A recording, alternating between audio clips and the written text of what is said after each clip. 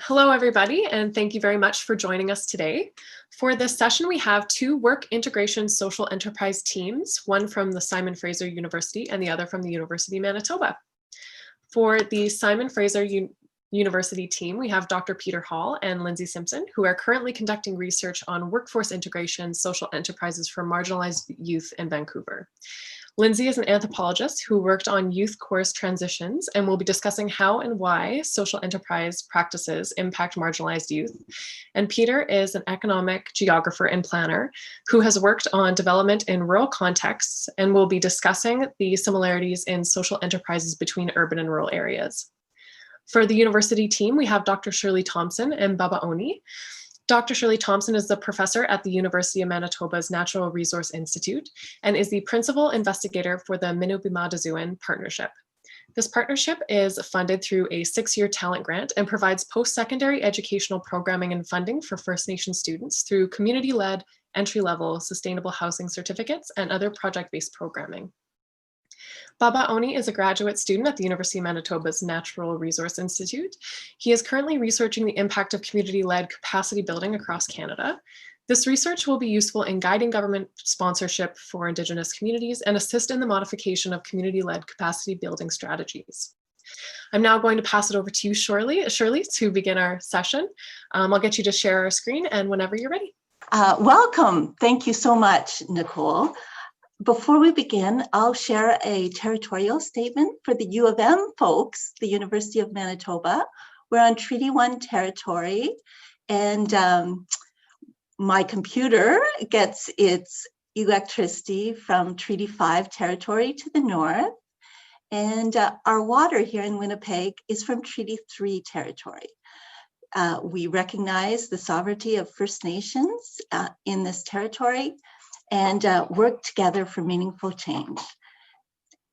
I will just introduce this presentation to begin.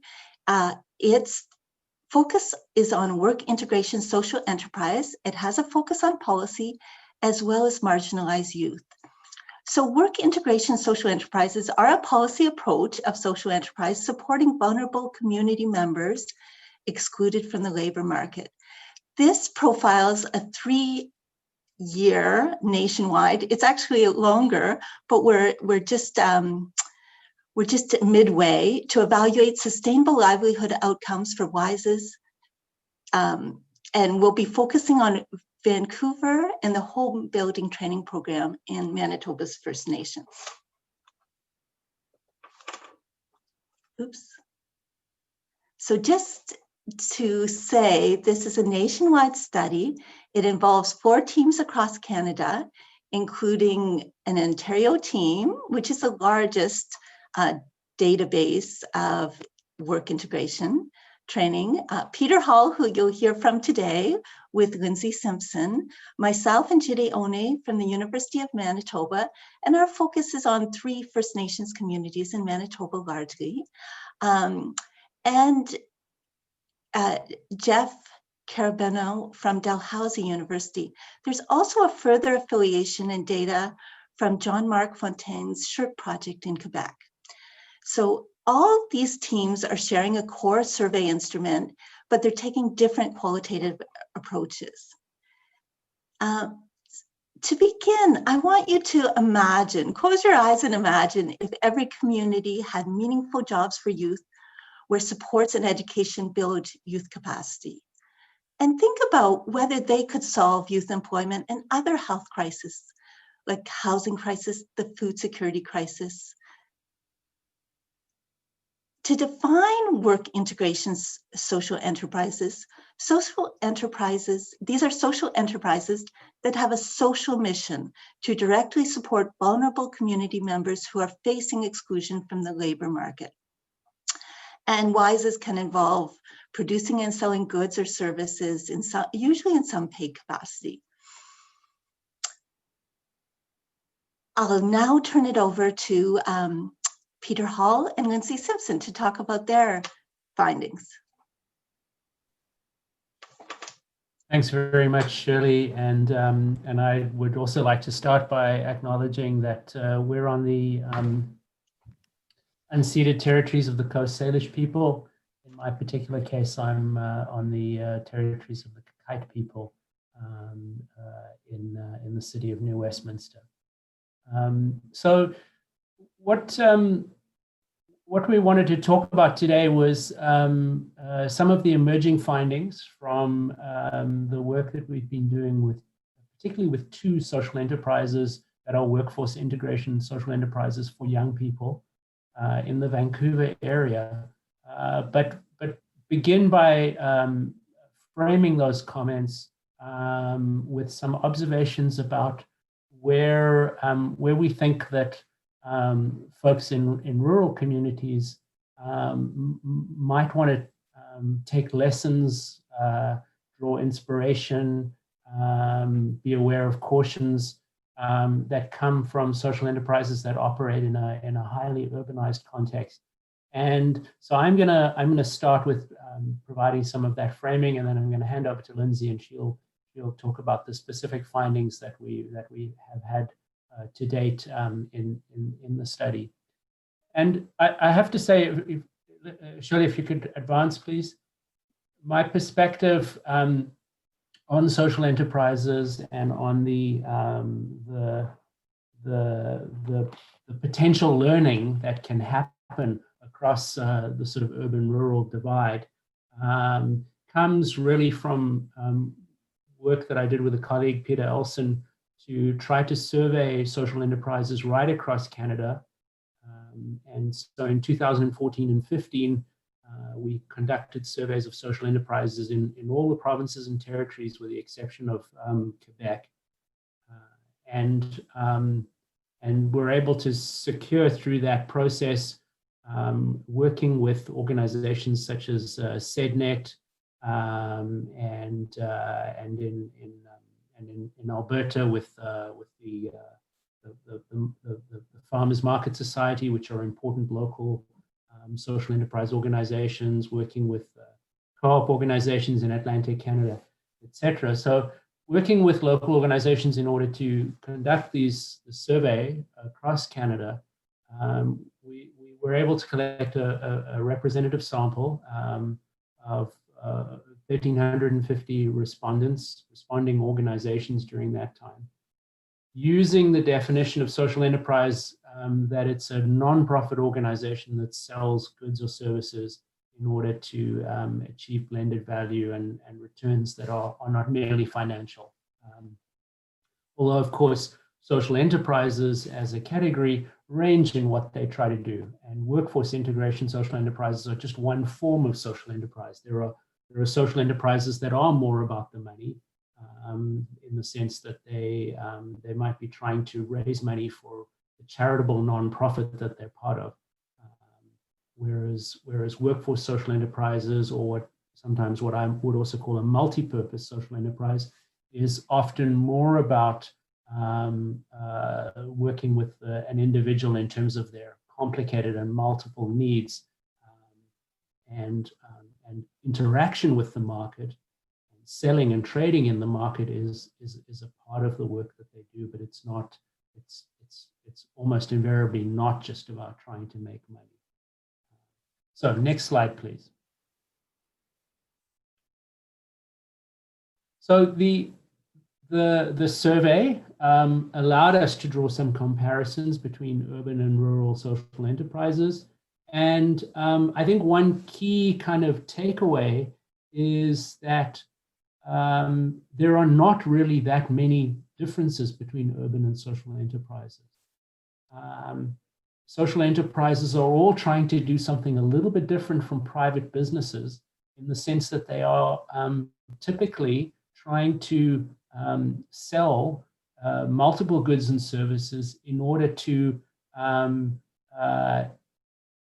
engage and provide opportunities for real people whose needs and opportunities can't be reduced to a single thing.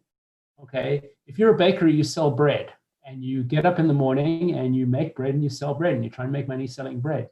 If you're a social enterprise that is really driven with a mission that's about helping a person, well, the person doesn't just need bread. They need bread, they need home, they need support, they need contact and interaction with other humans.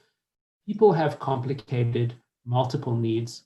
And if the purpose of a social enterprise is to help people, if it's a tool that pursues community and human development, then it's not surprising that social enterprises are trying to do multiple things and meet people in that kind of way. So urban and rural social enterprises are in that respect more like each other than they are like private businesses. And there are other things that obviously that cause social enterprises to vary across Canada, across the vast geography. But we cannot just say that urban and rural social enterprises have nothing in common and they don't learn anything from each other. That is not the case. They're both active in providing services to local communities, and slightly more rural social enterprises define themselves around serving a particularly defined local community. They will sometimes operate at a district or regional scale, and that can be different from urban social enterprises, which might be more specialized. But they share this idea of trying to meet the whole needs of people and the whole needs of communities. The one place where social enterprises in urban and rural areas do differ is in terms of size, and I'll just leave it at that. For many reasons, the urban ones are bigger. So the kind of social enterprise that you're going to hear about now from Lindsay are social enterprises that are about meeting the whole needs of well-defined geographic communities. They work within the space of Vancouver. They try to meet the complicated multiple needs of young people, and one of the ways they help to meet that need is through workforce integration. And I think I certainly know of social enterprises operating in rural areas that are similar in that respect, trying to meet the complicated whole needs of people in their community. So over to you, Lindsay. All right, thank you, Peter. Next slide, please, Shirley. All right, so as Peter mentioned, the Vancouver Faction of a national study, what we're trying to do is clarify through longitudinal tracking the extent to which Vancouver-based WISE training programs for at-risk youth workforce integration are achieving their goals, considering both economic and social outcomes. From conducting qualitative interviews and field observations, the Vancouver team has become particularly interested in understanding how the practices of WISE programs best serve their youth clients. Peter already mentioned the complex and multifaceted services these youth need. Preliminary findings in this area of investigation center on the importance of creating relational spaces and the inclusion of empowering mentorship in program pedagogy. So before speaking about the importance of those two preliminary findings, I'll briefly describe and speak about the two programs we have been working with, which we refer to as Program A and Program B. This will provide a clear understanding of the clients and their life circumstances and the differing needs of these clients to which these programs serve. Operating a sweeps service pre-employment program, Program A prepares trainees, at-risk youth, many who are street entrenched and or homeless, for additional workplace training and general employment.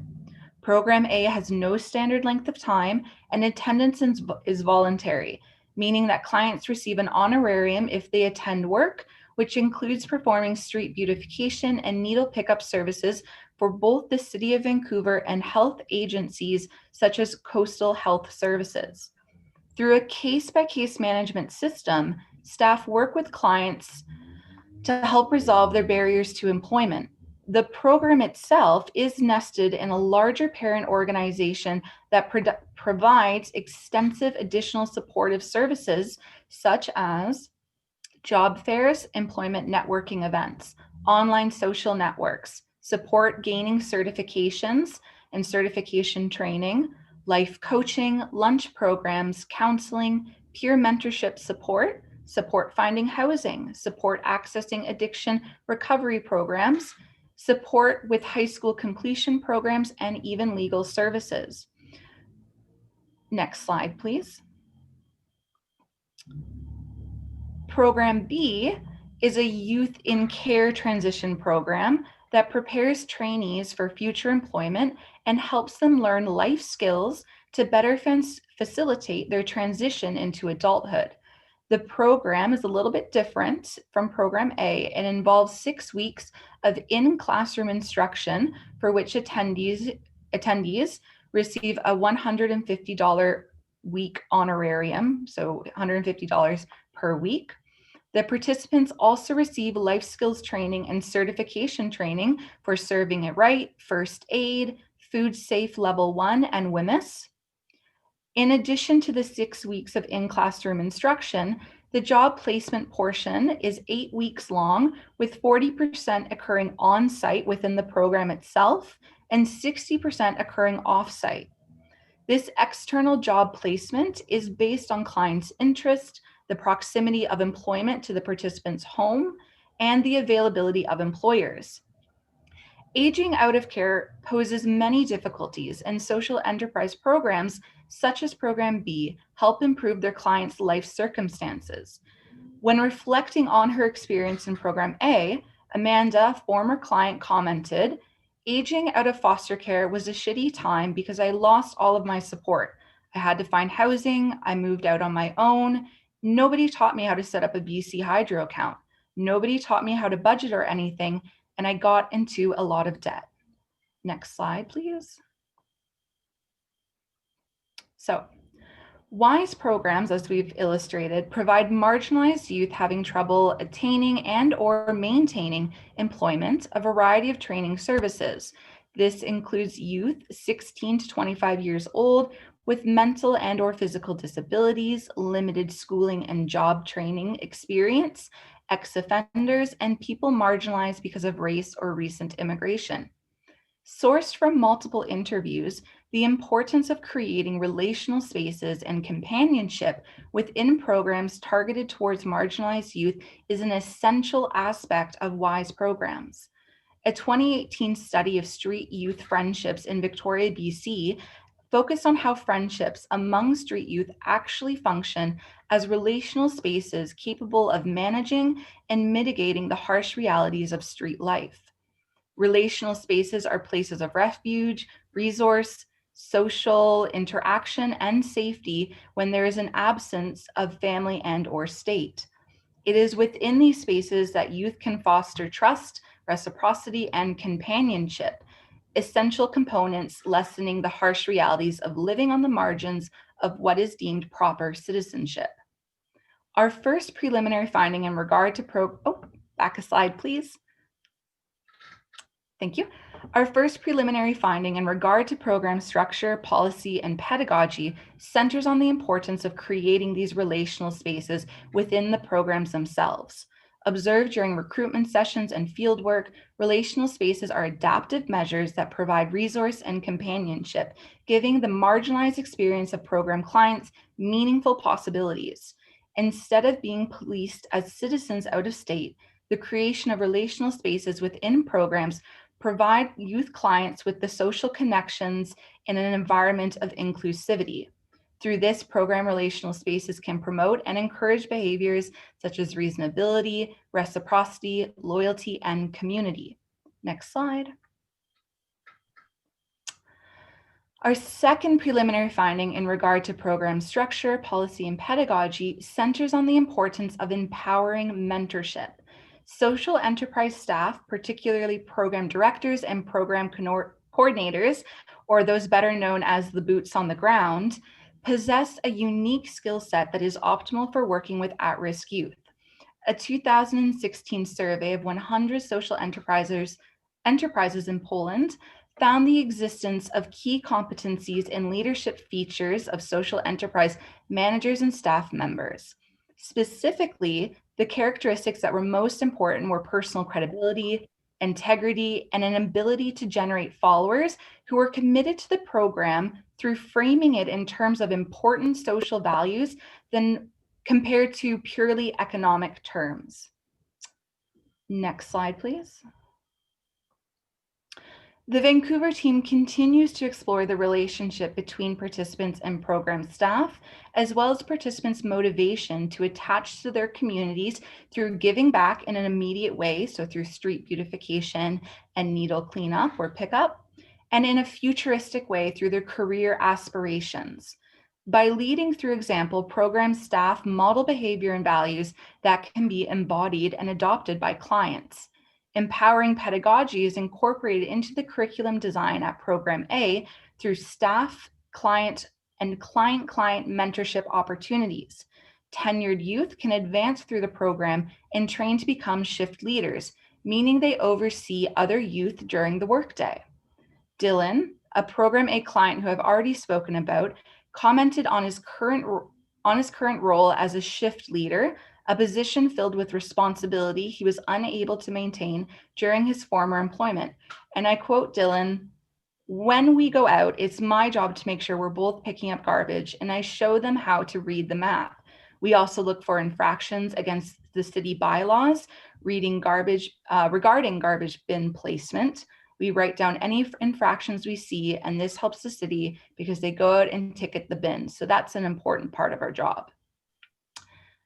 As the study progresses, the Vancouver Faction aims to further clarify the extent to which Vancouver-based WISE training programs for at-risk youth are achieving these goals, considering both economic and social outcomes. In addition to this, we continue to investigate the creation of relational spaces, the role WISE staff play in modeling participant behavior, and what this suggests about participants' exposure to positive adult role models. All right, and I'll just turn it back to Peter for just a minute to talk about some of the policy implications, and then I will conclude with a few other comments regarding policy implications. Thanks, Lindsay. You know, one of the ways I think it's useful to think about the role of social enterprises that are about this kind of more complicated set of supports and structure is that for particular groups of in our communities that need this kind of support, is that they are part of the infrastructure that makes it possible to access bigger programs. And so a kind of policy implication to think about here is that there are categories of policy, our responses to COVID, a Green New Deal, programs that have been around for many, many years, such as the Canada Summer Jobs Program. Those programs for marginalized youth, whether they're in an urban context or whether they're in a rural context, a key role that social enterprise and for that matter, progressive local government can play is to be ready to connect up these young people with those opportunities and to make sure that it is the most marginal youth who get access and opportunities as those bigger programs are developed. There's a key linking and supporting role there, and it does need to be ongoing. It cannot be the kind of thing that starts up in April in order to place people in May or something like that. It really is about creating the relational space and the broader infrastructure that really can sustain the relationships that allow people to connect up with those bigger policies. I think that to me is a strong reason for rural communities to want to try to sustain these kinds of organizations and the functions they fulfill. Back to you, Lindsay. Okay, so I'd just like to wrap up by echoing Peter's highlight of the importance of social returns WISE programs produce.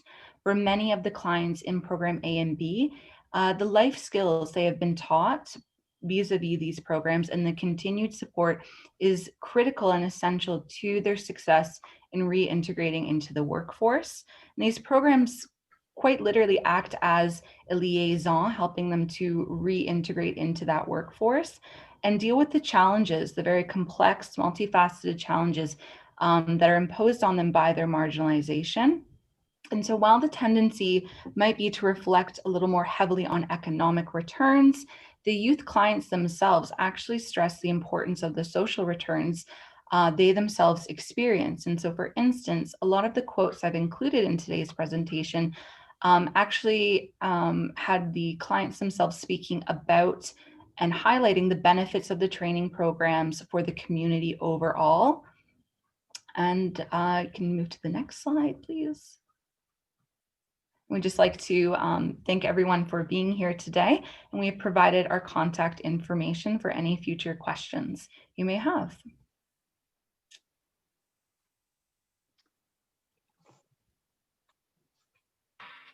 Thank you so much, Lindsay and Peter. That was, now we'll move on, and Jide will introduce the focus on Indigenous youth in Manitoba. Yeah, thank you so much, Shirley, and great work from Peter and Lindsay. And of course, even a great context given by Peter, talking about the landscape of social enterprise development across Canada. And it is true that these enterprises, though different from business enterprises, are vast, versatile in nature, which makes it difficult to also even track the intention, the true intention of these some of these social enterprises. However, it's a little bit different in talking about the context of Indigenous communities in Canada. Here, meaning that WISE programs, that is work integrated social enterprise programs in Indigenous communities, are place-based. And so when discussing Indigenous communities, it is very important to give context on how we got to where we are and also where we are going to with the WISE programs. Next slide.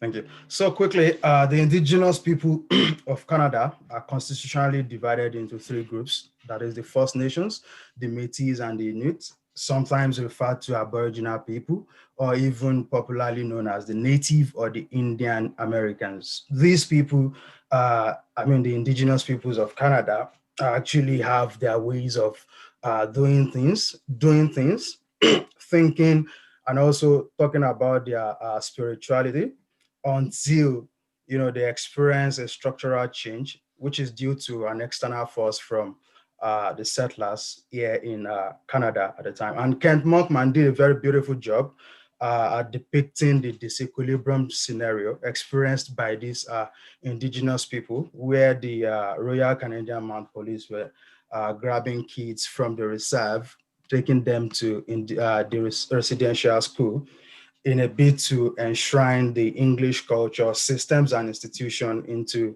the Indigenous youth. And so to date, essence is that these settlers' actions actually have colossal effects on the welfare of the Indigenous people of Canada, especially the youth, making them solely dependent on the state for survival. So operational in these communities is solely a dependent economy. And overall, it is almost undisputable that the Indigenous people, and especially the youth, are marginalized in terms of socioeconomic access to socioeconomic services as well as amenities.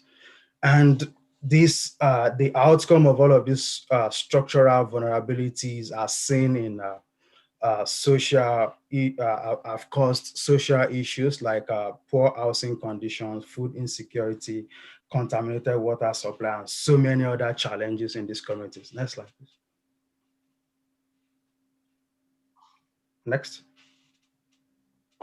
Yeah, and a little survey that was done shows that different kind of water supply to these communities are actually very, very bad, involving about 384 persons from these communities. So it was so bad, talking about getting water through pail, cistern, and piped water. And even some didn't even state how they get their water supply in these communities. So it's so bad. And let us quickly take a short video from the Minobi Magazine partnership, summarizing the major welfare problems present with the Indigenous youth in their communities. We had no sewage or running water. I got 8 kids, and I've just been getting water every day by tub at the water pump. I have no ride. I usually just walk. And when I wash them up, I take them down the bank to wash them up, wash their hair and stuff. And sewage, I throw out the pail probably twice a day. My son, he has one eye, and it's hard keeping him clean all the time because I have to take him down the bank all the time, and he's scared of the water. Last time it was renovated, we were still living in it, and I guess one of the main beams were just about to fall off. They said my house was about to fall down on us. I got nowhere else to live, so I can build up my own family. Electricity, half of it doesn't even work. On this side, it doesn't work. On this side, it works. That's all I need is help. I need to fix it up. It's not just me that's living like that. Lots of people have lots of kids, and there's like 3 families living in one house that doesn't even have running water or sewage too. All over.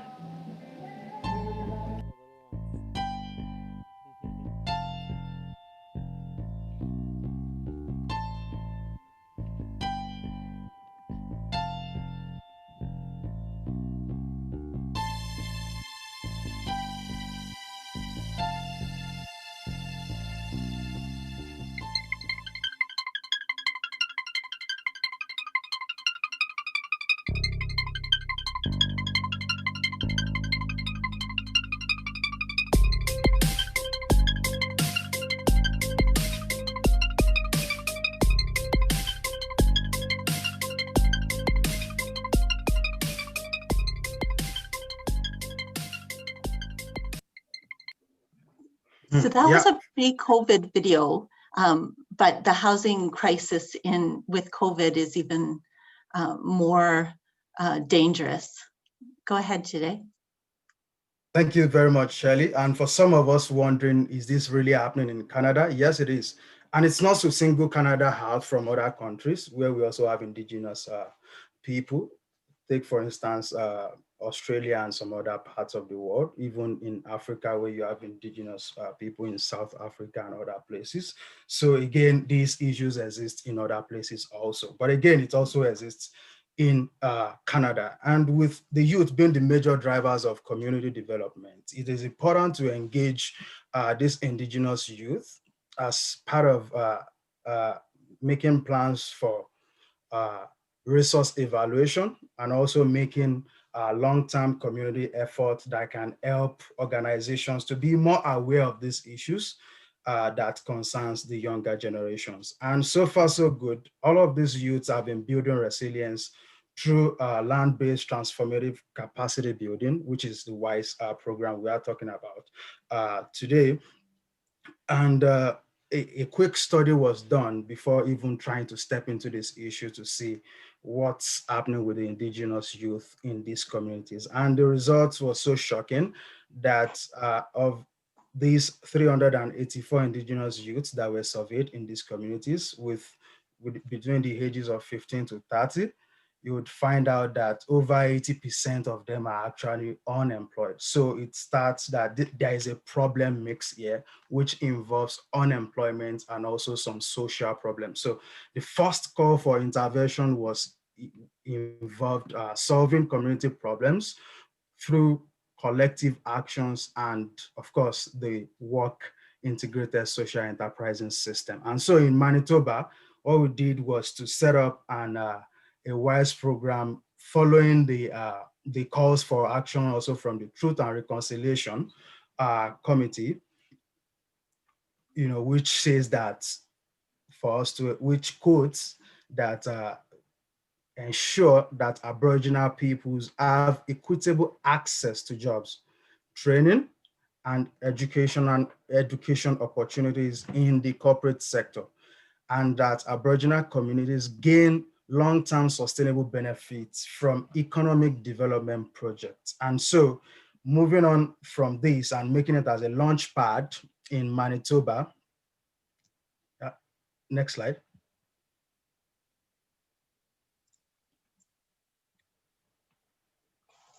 And I'll play this video.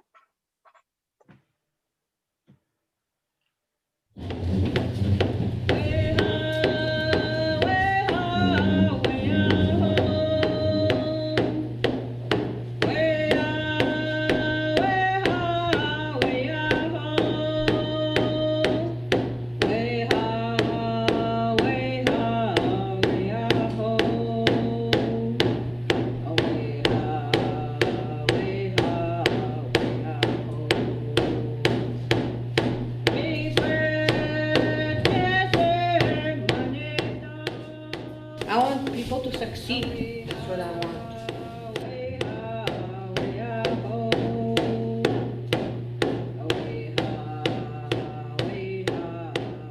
So you have the power to direct how this ends up. It's all kind of in your power as community members. I said, this is a passion for me, building homes. Like I designed my own home, I built my own home. I've been in it 48 years already, so whatever I can help the young people with my pass on my knowledge, then I'm happy with that. We are having a workshop today. Ivan Harper is going to assist and be the elder. This is the foundation, right? We only have like 4-foot foundation. When that freezes, the house warps, right? My idea is we go right down to the bedrock, because I know we have lots of bedrock, right? Because I've been digging around here for forever. I have a 3-bedroom, but with no drywall, all wood paneling. Try to make it as natural as wood as we can make it. Wood burning stove, we can have it right here at the middle of the house. For us here, like outdoor people, right? When we get home from a long shore ride fishing, we need a place to warm up right away. You know what I mean? And it's very important that we have a wood stove in case we have a power outage. Stacked quarter walls, which is chopping wood to a certain length and using that to stack entire wall systems that is allowed to breathe so the air moves in and out. The interior wall is going to look like this, made out of logs. 2, 3, 4, 5. Roof plan, he's got a floor plan, he's got an outside plan. He's got a structural plan too. Your house, you're talking about your house.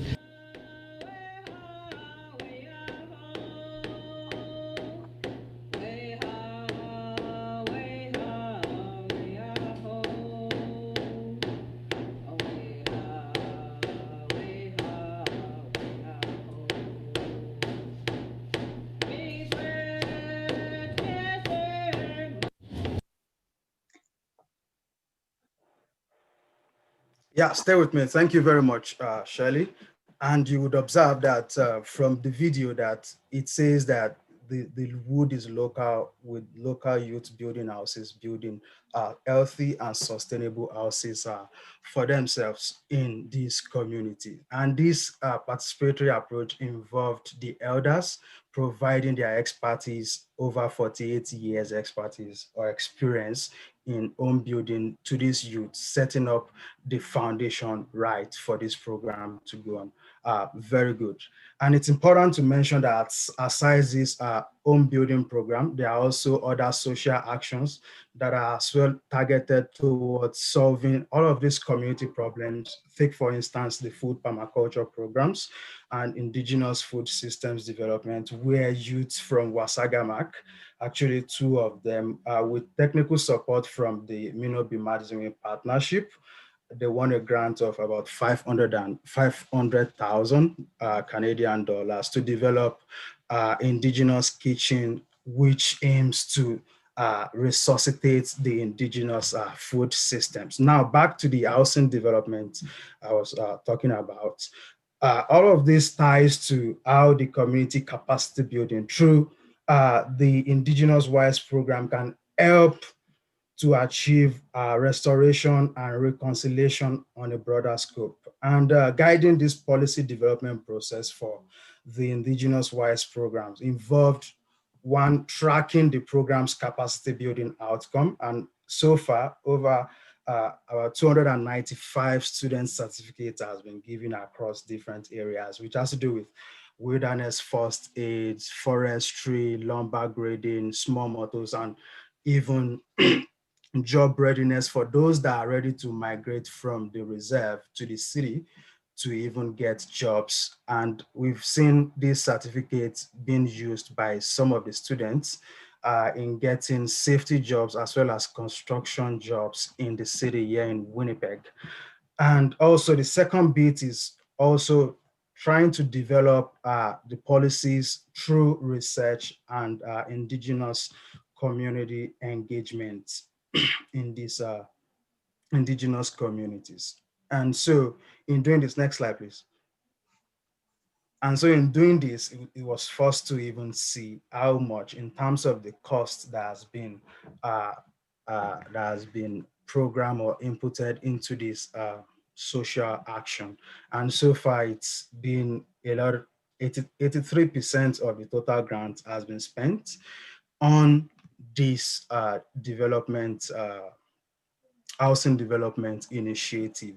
Then more importantly is to also even examine the impact that has followed these programs, aside the number of certificates that has been achieved by the Indigenous youth. Next slide.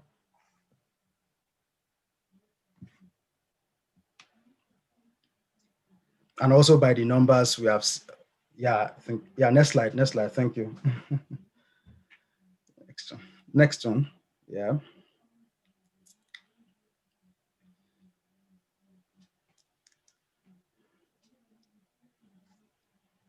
Yeah, thank you very much, Shirley. A lot of backup slides to speak to some of these things, because it's very important to provide context when talking about Indigenous communities. Again, early impact we got from this program, February 2020, and quotes from these participants were that these programs were made their lives better, even saving lives.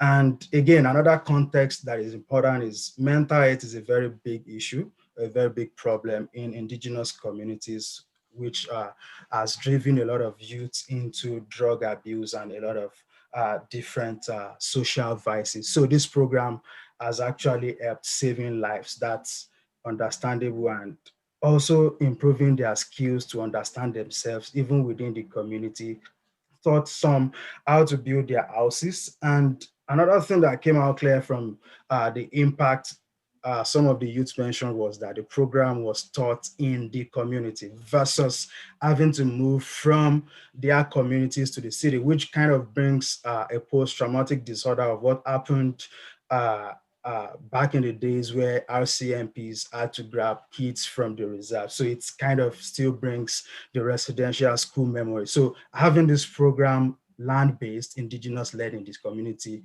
has a lot of impact on Indigenous youth development in these communities. Next slide. Yeah, thank you. And now that we have a monster in town, which is COVID-19, plus the existing structural issues, which can definitely worsen livelihood outcome over the next few weeks or months or even years. And one of the first call, even for immediate action during this COVID-19 by the United Nations in their policy brief, was to guard against food emergencies and food insecurities globally. So which means every country has a role to play. And for Canada here, even Peter and Lindsay and some other other teams from other provinces have done a great job monitoring food security of WISE participants during this COVID-19 pandemic outbreak. But more importantly is even learning from the previous pandemics like the H1N1 virus and how it's affected the Indigenous communities. So from there, it shows that there's a need to develop new strategies through a participatory approach, a collective action that helps to build a resilience towards two things: COVID-19, the combined effects of COVID-19 on livelihood, and as well as the existing issues that has to do with systems and institutions that has caused backwardness in these communities. And everything is towards reconnecting us back to the vision of reconciliation and restoration.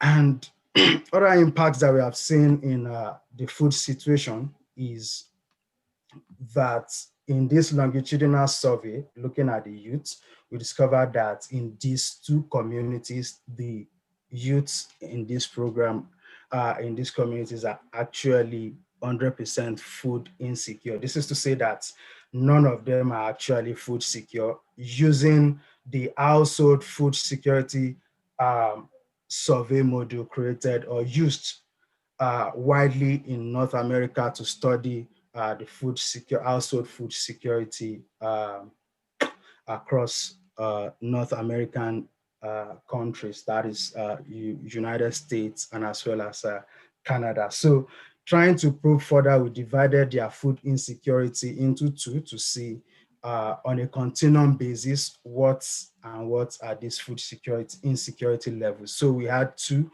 other levels that are moderately food insecure and as well as severely food insecure, and it shows that 40% of these youths are actually moderately food insecure, while 60% of them are severely food insecure, meaning that this severity was actually measured trying to by examining their responses to the food insecurity questions, such as, do you have enough to eat? And even if you have enough to eat, do you have enough of the kinds of food that you want to eat? And how often do you even go hungry every day? And all of this experience were documented during COVID-19. And of course, during COVID-19 outbreak, there was a lockdown. Of course, the lockdown is still ongoing here in Manitoba, and I think some other places around the world too, is that there isn't access into all of this community. And so data collection method had to go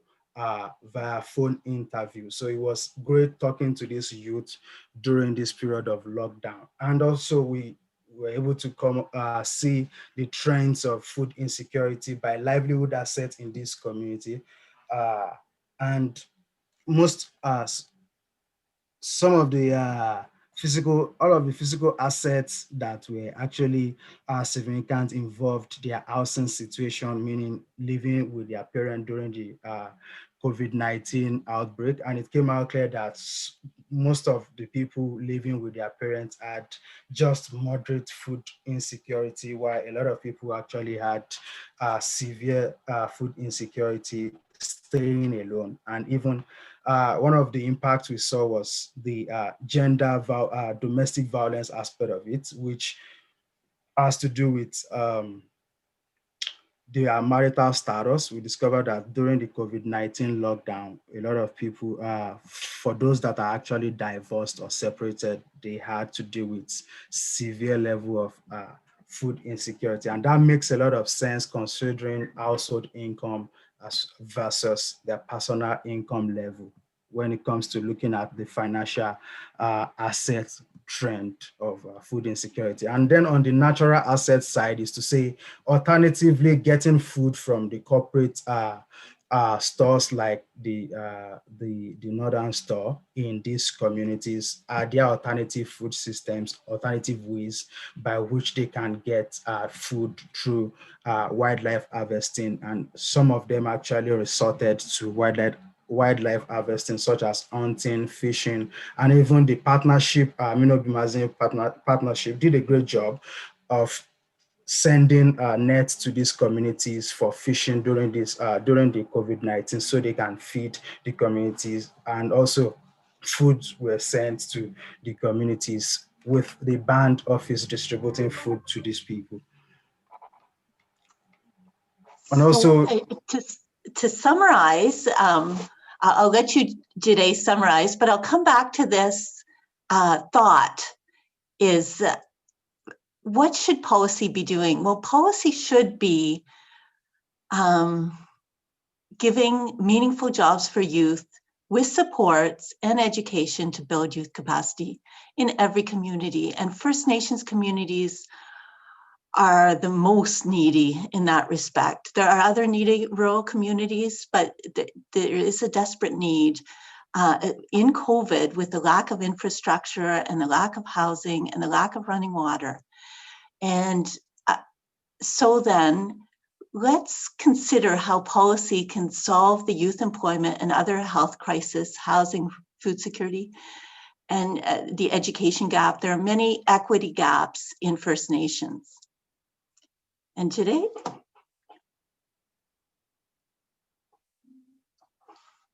thanks so much, Shirley. And moving on from that is seeing a lot of policy recommendations coming out for the Green New Deal that will definitely benefit the youth in the coming era that's post COVID-19. One is even to develop more Indigenous owned businesses and social enterprises. For instance, one of the goals of this program was to develop a social enterprise that continues to engage youths further in these communities to build more houses towards Minobi Magazine, which is living a good life. And it's already started in Wasagamak with Mythic 299, which is registered, and of course undergoing core safety certification to be able to get more funding from the federal government. Also, we are looking at it as having an alternative land-based capacity building strategies, in the sense that there are no computer facilities in these communities, and also even internet is so pretty much bad and needs to be improved on. Also, that goes to talking about enhancing student learning in these communities. Also, looking at the policy players, the actors for policy, and also stakeholders in terms of development in Canada, the university and colleges play a very great role in delivering these developments to these communities. So therefore, there needs to be more commitment from the universities to community issues, such as helping to source funding and helping land-based education. And more importantly is mobilizing this knowledge and translating it into community needs. I would definitely welcome questions. Thank you, Chimigwech.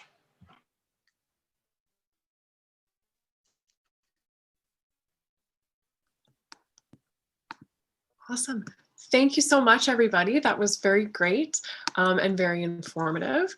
I think especially right now, these issues, they're not going away. They're only getting worse with a lot of the pandemic circumstances coming about. And I think it's very important to not just touch on this information, but really reiterate that it is a sector policy design that does need a lot of work and a lot of focus, especially for the future.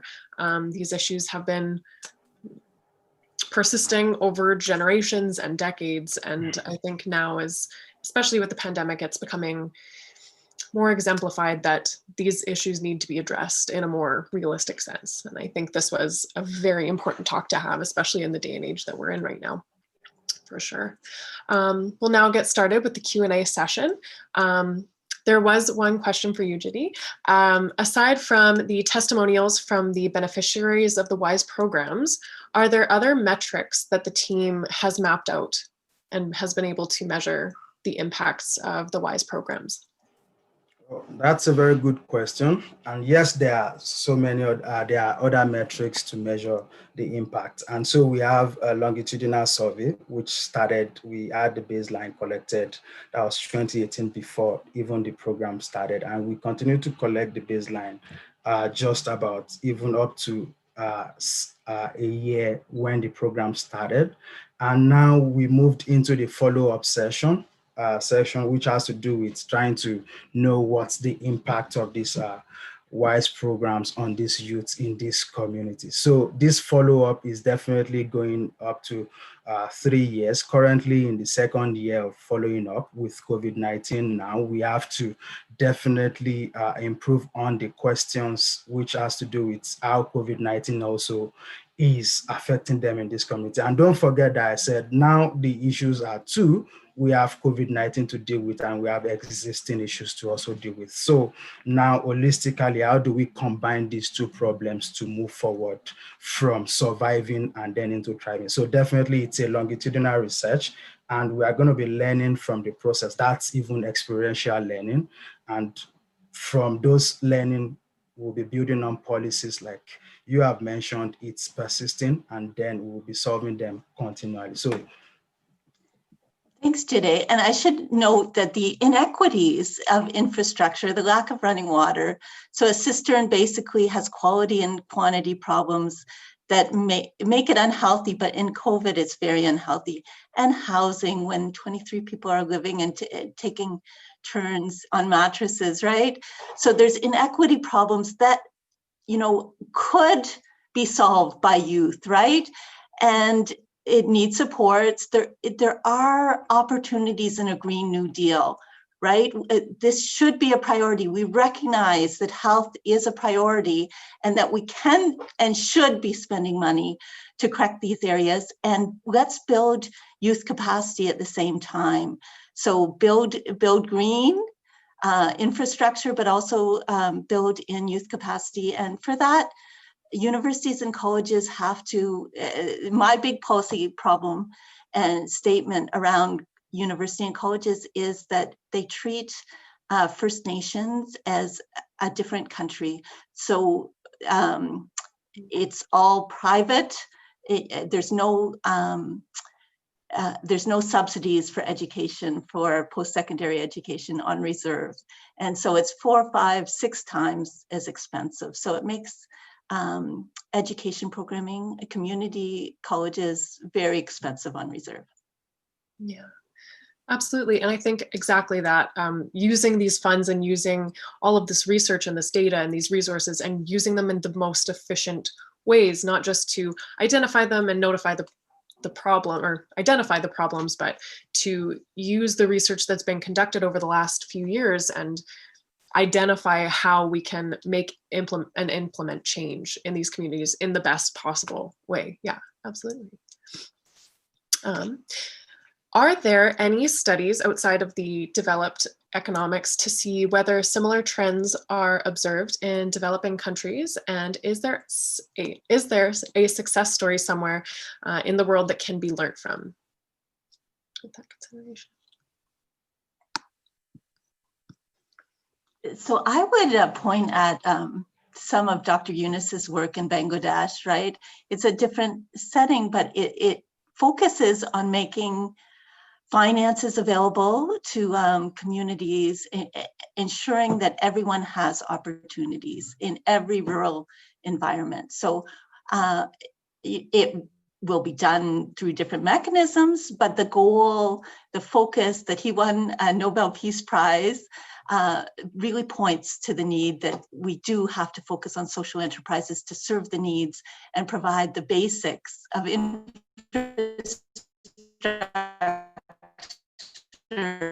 and equity for all, right? Not just focus on urban environments. Anything, Paul, Peter, you wanted to say, or Jide, or Lindsay?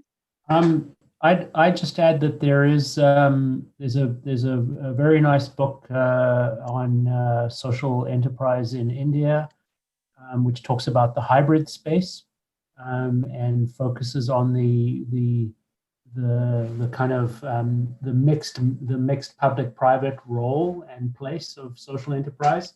And I'll try and dig that up and put that in the chat. There's also work on social entrepreneurs. A lot of work in Latin America on that. And that's not exactly the same thing as social enterprise. It has more of an entrepreneur enterprise focus. But I think there are lessons to take from there, from that work as well. So there definitely are examples elsewhere in the world that we could be learning from. I think that's a great question.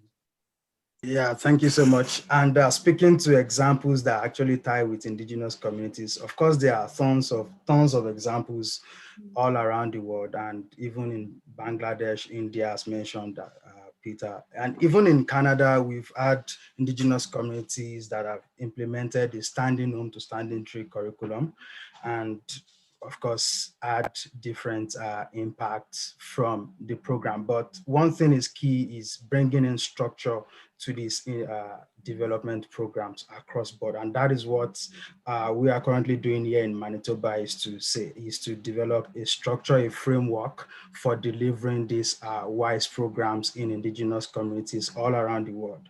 And also is to even, of course, we're learning from other places in Africa, East Africa, and also West Africa on their programs when it comes to agricultural development programs in Africa, led by the African Development Banks and some other places. So definitely there are learnings, but again, it's bringing in structures and of course, making something adoptable globally. Yeah. Thank you. This is for Peter and Lindsay, actually. So the research that you're conducting, it is in Vancouver, which is a major city. It's very heavily populated, and there are a lot of resources for youth. How do you think small towns and rural communities can go about adapting the work that you're doing in Vancouver to these smaller communities who may not have the resources or the financial backing to go about, like, how should small towns adjust their policy for the future, do you think?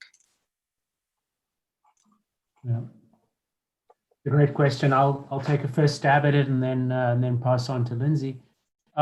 So I think one of the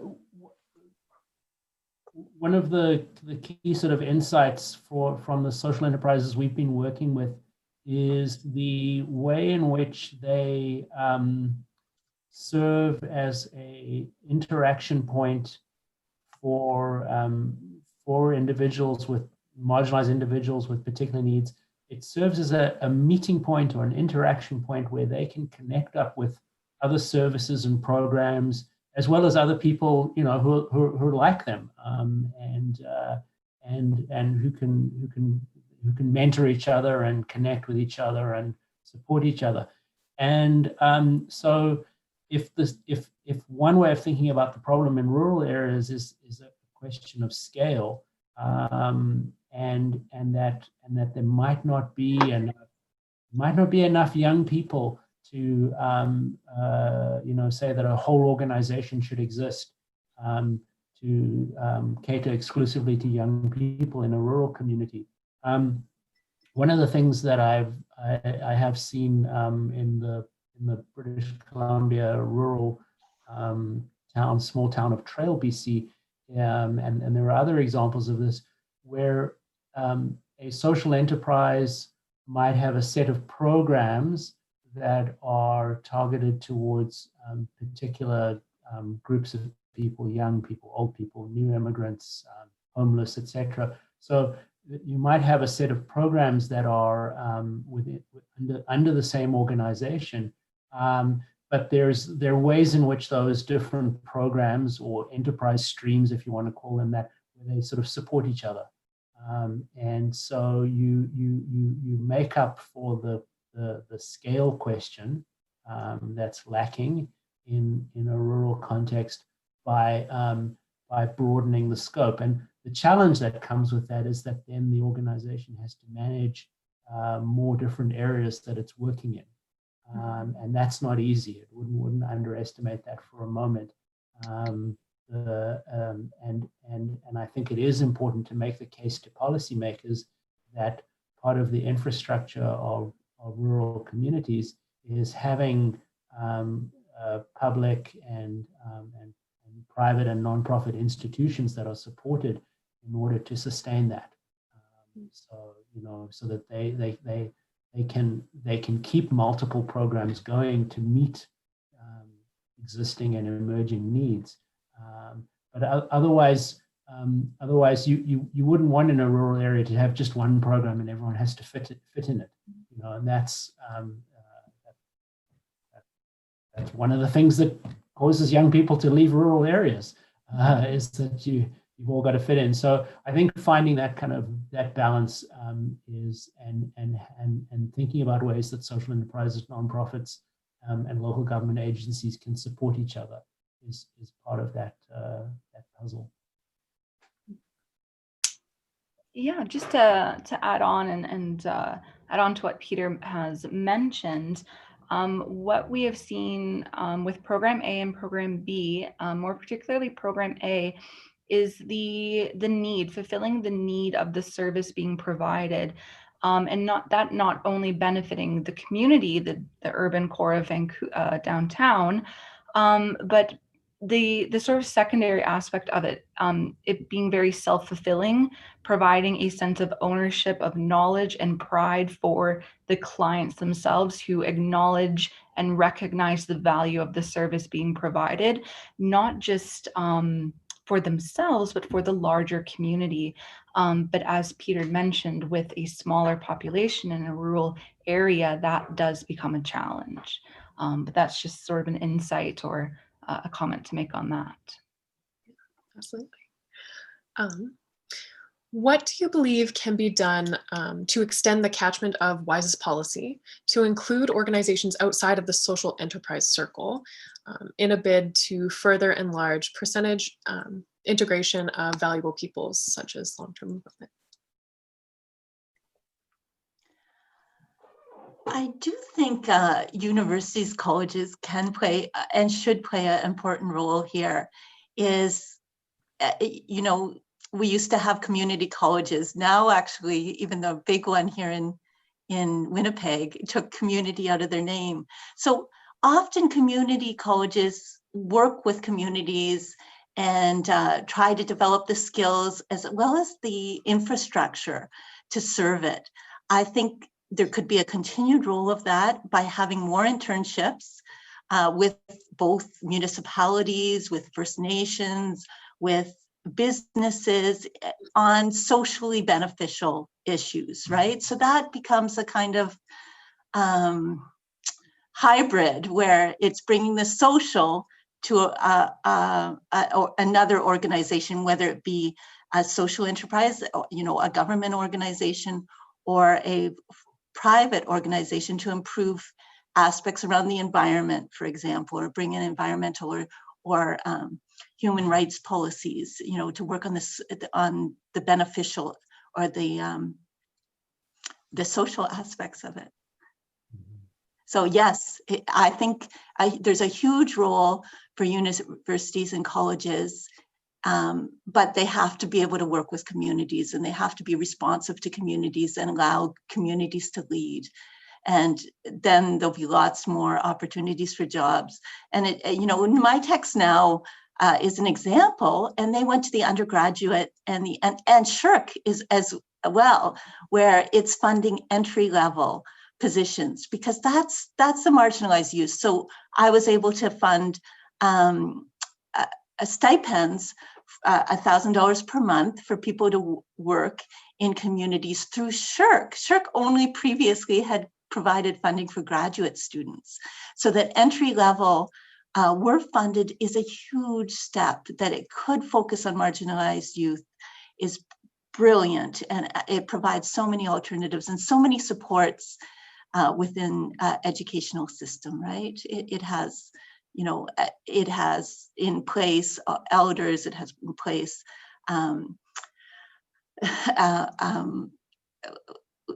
workers' compensation, like compensation. It has all those things that are often missing otherwise. Awesome. Yeah, I think that another example of a kind of place where this can happen is around social procurement policies and practices, and so setting requirements for employment, or at least in the process of awarding contracts, taking into account the broader social impacts and benefits of government purchasing. And that's where WISEs are crucial, because it's one thing to say to organizations, to firms when they're bidding, you know, include marginalized youth. Okay, well, how do we get the marginalized youth to that, to be ready to be deployed on those kinds of projects. And I think there's there are good opportunities in terms of the federal government right now is interested in trying to expand this area. So that's one place to push for that. There's the sort of bisocial movement of many social enterprises themselves. So I think it's a good time to be pushing for that.